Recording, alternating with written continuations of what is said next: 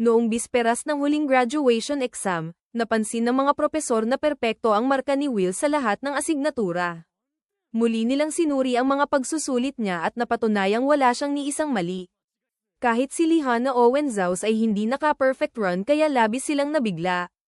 Naisip ng mga propesor na baka tunay ngang magtagumpay si Will. Sa kabila ng pagiging book learner, maaari niyang malampasan ang written at practical exams at makagawa ng pambihirang pag-akyat sa tore. Narinig ito ni Edward ngunit nanahimik. Samantala, sinusuri ni Wertner ang isa pang exam ni Will at natuwang makitang perfect muli ito. Lumapit si Elisa at sinabing mukhang matutupad na ang pangarap ng estudyanteng inalagaan niya. Nilinaw ni Wertner na may isa pang exam at hindi pa tapos ang lahat. Tinanong ni Elisa kung nasaan ang book learner, at ipinakita ni Wertner na nag-aaral pa rin si Will sa study room ng Rig Garden Magical Academy. Doon, nagre-review siya kasama sina Rusty at Colette. Inaayos ni Rusty ang goggles niya habang nag-aalala si Colette. Alam niyang halos hindi natulog si Will kagabi, at inamin nitong masama ang pakiramdam niya. Ngunit dahil huling written exam na kinabukasan, sinabi niyang hindi siya pwedeng magpahinga. Iginiit ni Colette na sobra na ang pagpapahirap niya sa sarili dahil bukod sa exams ay nasira pa ang practice schedule nila. Binanggit din niyang katatapos lang niyang talunin ang floorkeeper kahapon. Ipinaliwanag ni Will na dahil kinalihanan niya nakuha ang practice credits, ayaw niyang sayangin ang kabutihan nila. Ngunit sinabi ni Colette na hindi iyon ang alalahanin niya. Dagdag ni Rusty, kulang pa rin ang spellwork credits ni Will. Ipinaliwanag ni Will na 5 lang ang nakuha niya mula kay Professor Edward. 6 ang halaga ng natitirang tests, at kapag nakakuha siya ng isa pa, makakaakyat na siya sa tore kaya hindi siya pwedeng magpabeya. Biglang binunot ni Rusty ang isang uban sa ulo niya at sinabing dadami pa iyon kapag sobra ang pagod niya. Nagreklamo si Colette at tinanong kung ano ang ginagawa niya. Nagkunwari si Rusty na inosente at sinabing bumubunot lang siya ng uban gaya ng dati. Nang mapansing apektado si Colette, tinukso niya ito at tinanong kung gusto ba nitong siya na ang gumawa. Namula si Colette at agad tumanggi kahit halatang gusto niya. Sa opisina ng headmistress, pinuri ni Cauldron sina Sion at Julius sa pagtalo sa floorkeeper kahit abala sila. Nilinaw ni Julius na nadamay lang siya roon at kahit hindi nila natalo ang floorkeeper ay makakaakyat pa rin siya sa tore. Ngunit hinayla siya ni Colette sa laban. Sumang-ayon si Sion at sinabing hindi naman kailangan si Julius dahil natutunaw lang ang yelo nito.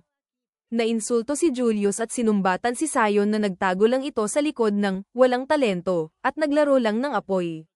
Nag-init ang pagtatalo nila, ngunit tila naaaliw lang si Cauldron. Tinukso niya ang dalawa at sinabing mukhang hindi nila kayang pabayaan si Will. Samantala, naglalakad sina Wignall at Lihana sa breezeways ng akademya. Sinabi ni Wignall na kumpleto na ang practice credits nila. Ipinaliwanag ni Lihana na kapag napatunayang kaya nilang talunin ang floorkeeper, maaari na silang magpakitang gilas sa tore. Aminado si Wignall na tila anticlimactic iyon matapos nilang talunin ang Grand Duke noon. Napatawa si Lihana, kaya sinabi ni Wignall na nagbago na siya at naging mas malambot. Hindi ito itinanggi ni Lihana at sinabing nagbago rin siya dahil nawala ang matatalim niyang gilid. Noon ay lagi siyang may mahinahong ngiti, ngunit siya pala ang pinaka-pressure. Sumang-ayon si Wignall at sinabing si Will ang dahilan dahil itinuro nito na ayos lang mabaigo ng paulit-ulit basta hindi sumusuko. Sinabi ni Lihana na natutunan niyang ang insecurities at duwag niyang puso ay maaaring maging lakas na tinatawag na tapang. Naisip niya kung ano ang ginagawa ni Will, at sinabi ni Wignall na tiyak nag-aaral pa rin ito dahil huling bugso na ng exams. Kinagabihan, alam ni Colette na gising pa rin si Will kaya dinalhan niya ito ng midnight snack. Ngunit pagpasok niya sa study room, nakita niyang nakatulog na si Will sa mesa. Tahimik niyang inilapag ang pagkain at nilapitan ito upang takpan ng balabal. Sinubukan niya itong kausapin ngunit hindi ito gumalaw kaya natiyak niyang himbing ang tulog nito. Dahan-daang lumapit si Colette sa mukha ni Will, ngunit bago siya may magawa, nagsalita si Rusty mula sa gilid at tinanong kung ano ang ginagawa niya. Napasigaw si Colette sa gulat ngunit hindi pa rin nagising si Will. Mabilis niyang ipinaliwanag na nag-aalala lang siya kaya tinatakpan niya ito ng balabal. Ngumiti si Rusty at sinabing akala niya'y hahalikan niya ito. Ramdam ni Colette ang panunokso kaya inaming nag-aalala siya kay Will dahil wasak na ang katawan nito ngunit patuloy pa rin sa pagpupursige. Lagi raw sugatan at bagbog si Will, at dahil doon ay kinamumuhian niya si Magia Vander. Dahil sa spell ni Albus Vina, habang buhay na hinahabol ni Will ang taong iyon, ngunit wala naman itong ginagawa kundi maghintay sa tore. Sumang-ayon si Rusty at sinabing ganoon din ang nararamdaman niya. Sa tore, naglalakad si Alf-Arya na may seryosong mukha. Tinanong siya ni Sarisa kung may problema, ngunit itinanggi niya. Lumapit si Eleanor at tinawag siyang embodiment of idleness, sinabing pambihira para sa isang recluse na tulad niya ang lumabas kaya baka umulan ng yelo bukas. Kalmadong hinarap siya ni Alf-Arya at tinanong kung ganoon ba kasakit ang pagkatalo nito sa magic competition. Agad sumagot si Eleanor na natalo lang siya dahil ice magic lang ang pinayagan, kung pwede ang ibang elemento, siguradong dinurog niya si Alf-Arya.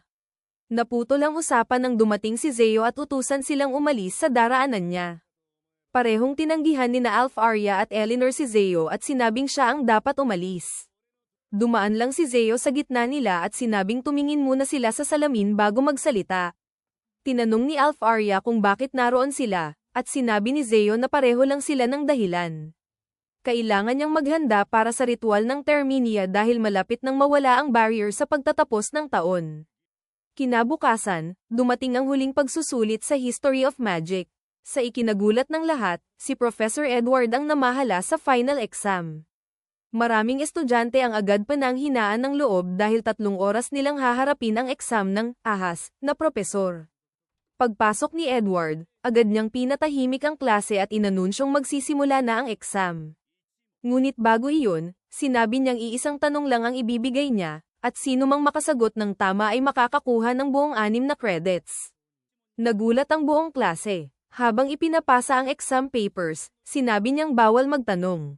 Dapat ipakita ng lahat ang nilinang nila sa 6 na taon sa akademya. Nang magsimula ang exam, iisa lang ang tanong, ano ang mahika? Batay sa sariling magical affinity, kailangan nila itong ipaliwanag gamit ang connection, at manifestation. Agad na pagtanto ni Lihana na ang tanong ay tungkol sa proseso ng pag-activate ng magic, isang bagay na ginagawa nila nang hindi namamalayan. Alam ni Wignall na kung mage o elf ka, masasagot mo iyon. Kaya napagtanto nilang lahat na ang tanong ay sadyang para kay Will. Walang magawa si Will kundi tanggapin na hindi niya ito masasagot. Walang saysay ang lahat ng pinag-aralan niya dahil wala ito sa libro at hindi maituturo. Damdamin at talento lang ang basehan nito. At dahil hindi siya marunong gumamit ng magic, wala siyang paraan para sagutin iyon. Naisip niyang iyon na ang wakas habang naaalala ang pangako niya kay Alf-Arya. Ngunit ang alaala ni Alf-Arya ang muling nagbigay sa kanya ng lakas kaya isinulat niya ang kahulugan ng magic para sa kanya. Para kay Will, ang magic ay pangarap, isang himalang hindi niya maabot gaano man siya magsikap. Maganda ito ngunit malupit. Ito ang nasa dulo ng lahat ng pagsisikap. At kung hindi si Zuko ang tao, naniniwala siyang may kapangyarihang higit pa sa mahika. Pagkatapos ng exam, hinarap ni Werther si Edward at galit na tinanong ang kahulugan ng exam na iyon. Sinabi ni Edward na tinanong lang niya ang mga nais umakyat sa tore tungkol sa pundasyon ng pagiging mage. Halos 40% ng klase ang nagkamali pa nga. Hinablot siya ni Werther sa kwelyo at sinabing alam niyang para lang iyon sa isang estudyante. Itinulak siya ni Edward at sinabing siya ang mali. Hindi niya maaaring payagang makapasok sa tore ang isang walang magic, lalo na't wala itong magagawa sa Wand Graveyard. Idinagdag niyang sa mundo ng mahika, ang espada ay hindi magiging wand. Ang pagputol sa pangarap na imposibleng matupad ay pinakamalaking kabutihan. Walang nagawa si Werther kundi tanggapin ang sitwasyon. Nakalista na si Will sa mga bumagsak. Nakapag-ipon si Will ng 7,199 credits, kulang ng 1 credit para makwalipaka sa tore. Kinagabihan, mag-isang nakaupo si Will sa labas nang lapitan siya ni Rusty at ibinalik ang naayos niyang goggles. Napansin nitong bagsak ang anyo ni Will. Sinabi ni Will na napakasama ni Professor Edward dahil imposibleng masagot ng tulad niya ang tanong. Hindi na napigilan ni Will ang sarili at tuluyang umiyak habang humihingi ng tawad kay Alf-Arya dahil hindi niya natupad ang pangako niya. Alam ni Rusty na walang salitang makakapagpagaan sa nararamdaman niya kaya niyakap na lamang niya ito at sinabing mananatili siya sa tabi niya. Samantala, hinahanap ni Colette, Lihana, at Wignall si Will ngunit wala silang makita. Sinabi ni Wignall na wala ito sa dorm kaya malamang umalis ng campus. Dumating si Julius at sinabing karaniwan na raw sa panahong ito ang pagkawala ng mga estudyanteng nabigo sa tore. Dagdag pa niyang abala ang paghahanap sa isang walang talentong tumakas matapos mapahiya. Agad itinapat ni Wignall ang wand niya kay Julius at sinabing bawiin nito ang sinabi. Hindi natinag si Julius at sinabing sa mundong ito, mahika ang lahat. Gaano man kagaling si Will sa dungeon, hindi rito nababagay ang espada. Inamin niyang kinamumuhian niya si Will at nais sana niya itong talunin mismo, ngunit hindi na mangyayari iyon. Dumating si Werkner at sinabing siya na ang bahala at pinauwi sila upang magdiwang dahil iyon ang huling gabi ng taon, ang Terminia. Di nagtagal, nagsimula ang pinakamalaking pista at ritual ng Herbird. Si Clarissa Ra, isang high mage ng tore, ang tagapagbalita. Ipinaliwanag niyang Terminelia ang muling pagbuo ng dakilang barrier na nagpoprotekta sa kalangitan. Noong unang panahon, winasak ng celestial host ang mundo at halos nalipol ang sangkatauhan. Ngunit sa pamumuno ni Mercedes, 5 dakilang mage ang nagselyo sa langit at pinalayas ang celestial host. 500 taon na ang lumipas, at ang barrier ng Magia Vander ang patuloy na nagpoprotekta sa mundo. 1 minuto bago maghating gabi, nagsimula ang seremonya at hiniling ni Clarissa Ra sa lahat na salubungin ang Magia Vander ng papuri. Sabay-sabay itinaas ng mga tao ang kanilang wand. Pagsapit ng 12:00, ginamit ng Magia Vander ang kanilang mahika. Si Harriet ang Flame Crown, si Alf Arya ang Water Orb, si Zeo ang Lightning Throne, si Eleanor ang Wind Scepter, si Aaron ang Earth Altar. Pinagsama nila ang kanilang kapangyarihan at isinagawa ang 5 Wands, Great Barrier Partition ng Paradise, Vandes Terminelia. Nang makumpleto ang spell, nagbunyi ang lahat. Ngunit biglang lumitaw sa himpapawid ang mga salitang, Happy New Year, na may lagda ng nakakatakot na smiley face na walang ulo. Inakala ng mga tao na bahagi iyon ng palabas. Ngunit lumitaw ang maraming magic circles sa langit at nagsimulang bumagsak ang mapanganib na halimaw, nagdudulot ng kaguluhan saan man mapunta.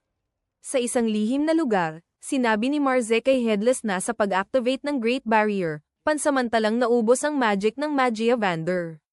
Sa gitna ng kaguluhan, ngumiti si Headless at sinabing oras na upang simulan ang party from hell.